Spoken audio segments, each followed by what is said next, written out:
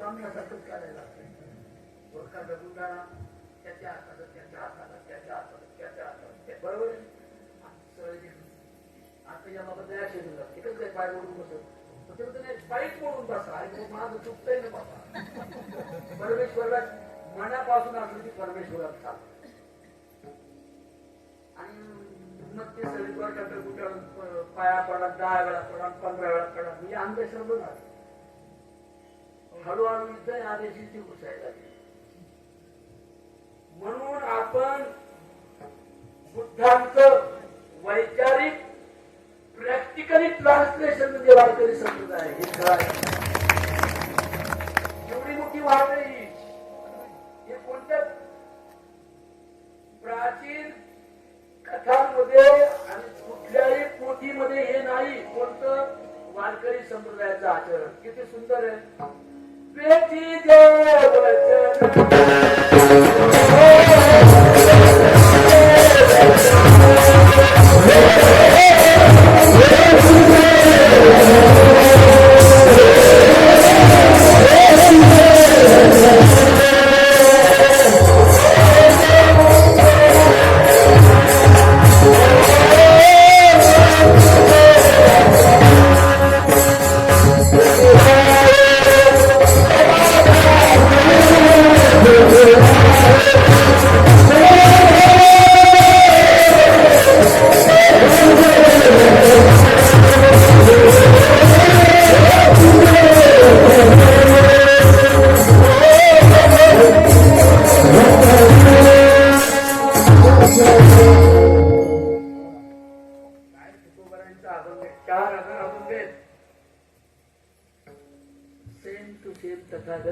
बुद्धांचं translation असणार जगातलं एकमेव साहित्य फक्त वारकरी संप्रदाय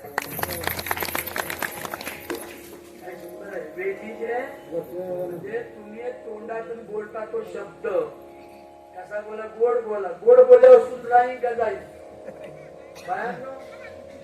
नाही सुनेशी गोड बोलले तर पहिल्या दिवशी 2 नंदा पहिल्या त्या निबराट बोल जावा किती जणी झाल्या 4 म्हातारी 5वी ती नवीन पोरगी आली लोकांचं लेकरू ती एकटीच का मावशी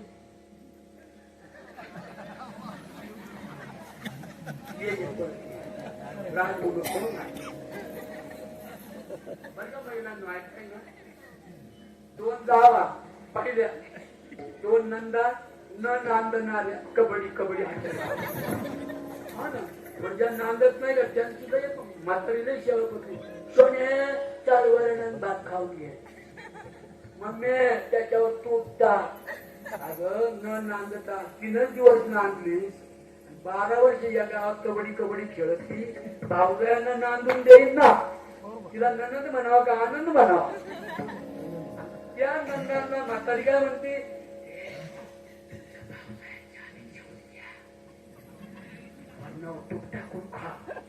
तुम्हाला काय 12 माहिती त्या भावगया 12 होणार आहे 9 महिने 9 दिवस भोपळे एवढं पोट वाढवणार आहे बरोबर आहे का बाहेर ज्यांच्या पोटी तुमच्या कोंडले गावचा एक नागरिक जन्माला येणार आहे त्या सुनेला शिळ कालवण आणि शिळी ज्वारीची कडक भाकर आतल्या गरमाचा पाय घाल पांगळा ते जन्माला आले असं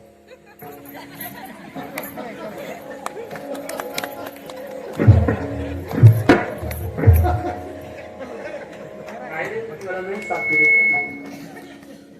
आतापर्यंत मी करू शकतो बरोबर आहे असा ते गावकरी जन्माला आलं आणि ते गावचं सरपंच झालं म्हणजे सरपंचाची लोक सहीसाठी वाट पाहत होते ना म्हणजे सरपंच आला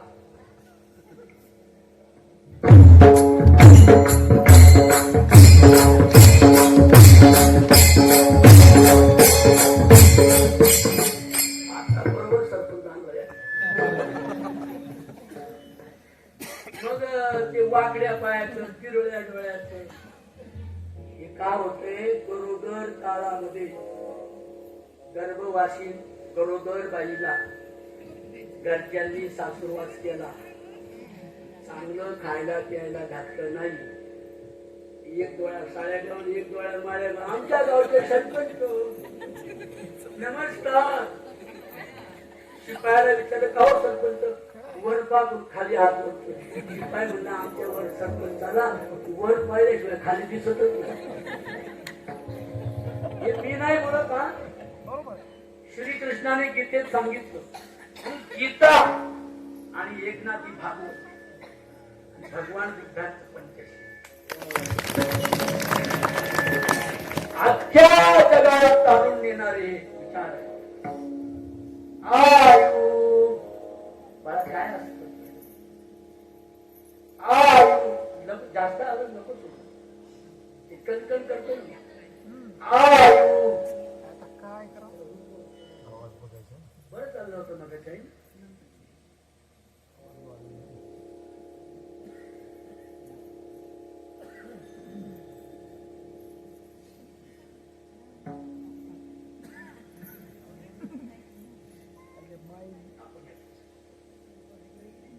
किती बिचारा त्रास मदत करतो ना, प्रयत्न खूप करतो, पण काय वातावरणामुळे म्हणा कशामुळे काय झालं त्याचं एखादं भोंगाला इकडे लावलं तरी होत. आयु सत्व बल एवढी काय झालं तुला? मोठू नका रे, मोठू नका रे बाबा. काय झालं म्हणजे कळत नाही ते कशाला बसतील म्हणजे काय अवघड आहे का ग पोरी? अवघड आहे का? मी बोलतो मेल्यानंतर तुमचं काय होईल याचा विचार न करता मरेपर्यंत तुम्हाला चांगलं जगता आलं पाहिजे अशी शिकवण म्हणजे भगवान बुद्धांची आणि वारकरी संप्रदायाची. म्हणून आणि पहिलंच वचन आहे बुद्धांचं. पानाति पाता वेरमणी शिक्षापदम समाधियामी. म्हणाल का माझ्याबरोबर सगळे? थोडं थोडं होतं मी माईक काढून थोडे बाकी. पानाति पाता वेरमणी पानाति पाता वेरमणी शिक्षापदं समाधियामि. शिक्षापदं समाधियामि. भगवान बुद्ध सांगतात भिक्षू भिक्खू तुम्हाला चंद्र सूर्य आहे तोपर्यंत कीर्तिवंत राहायचं असेल तर मरायच्या अगोदर तुमची बॉडी मरेपर्यंत देखणी सुदृढ आणि सशक्त राहिली पाहिजे.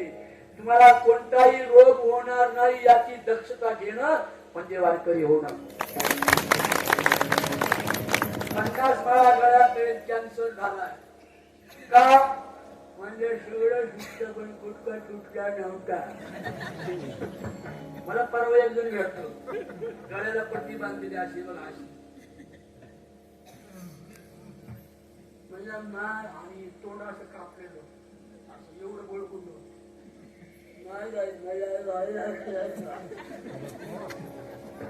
नाही तुम्ही नाही काय तशीच मला मिळणार होते गुटका काय शब्द त्याचं नाव गुटखा नाही गुटखा. एक बाय म्हणजे गुटखा गुटखा म्हणावर सगळ्यांनी गुटखा. साहित्यिक आपण व्याकरण ग्रामर गुटखा गुटखा आणि म्हणा खा. आणि माझ्या तरण्या जाऊ नको मरण्या असं. आणि माझ्या तरण्या जाऊ नको मरण्या. अरे माझ्या तरण्या जाऊ नको मरण्या.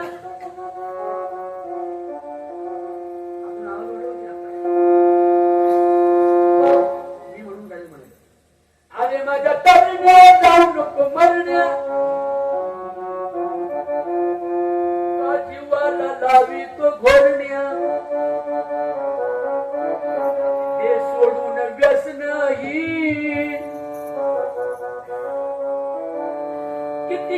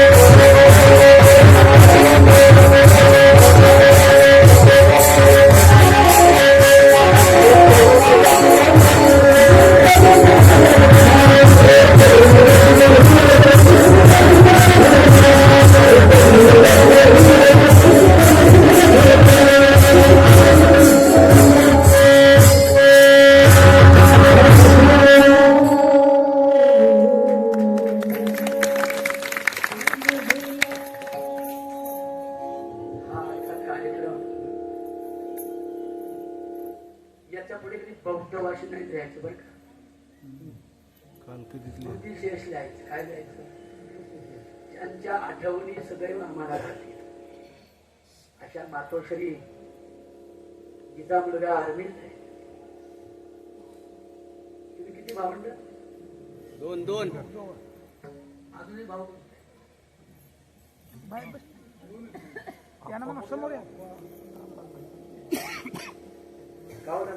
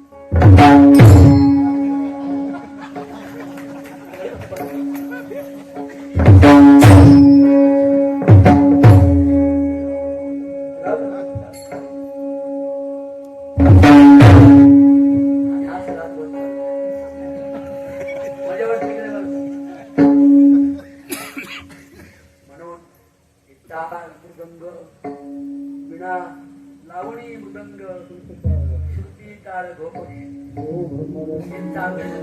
चॉकलेट बाहेर त्यांनी एवढ्या वेळ बसलाच ना. ती काही जावयाची गोष्ट सांगितली का? सांगितली का बाहेर? हो म्हणा नाही म्हणा.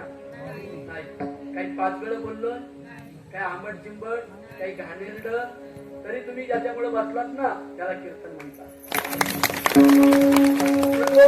प्रबोधनीय वचने म्हणजे प्रवचने, प्रबोधित वचने म्हणजे प्रवचने, आणि कीर्ती माग राहणार कर्तन जिथे सांगतात त्याला कीर्तन म्हणतात. काय म्हणतात? त्याचा आवाज वाढवू नका. इकडे शेती वाजते. असं तुमचं आहे ना. तेव्हा एक वाक्य आहे तथागतांचं, बुद्धांचं एक वाक्य, सुरामेर मध्य पमागताना वेदमणी. पुढे काय? शिक्कापदं समादयामि. एकच वाक्य. या वाक्याचं ट्रान्सलेशन तुकोबराने किती केलंय? हाती दिडपान वरती समान.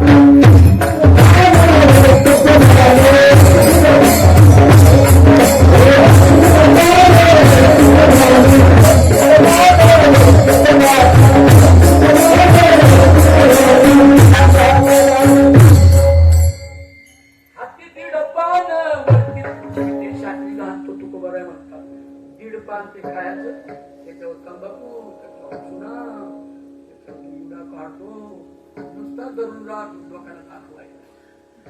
अरे मरशील रे तुम्हाला म्हणतात. हा जन्म पुन्हा आहे का? भीष्माचार्यांनी सांगितलं, भगवान मुझे कुछ नहीं चाहिए. मग काय पाहिजे तुम्हाला? भीष्माचार्य.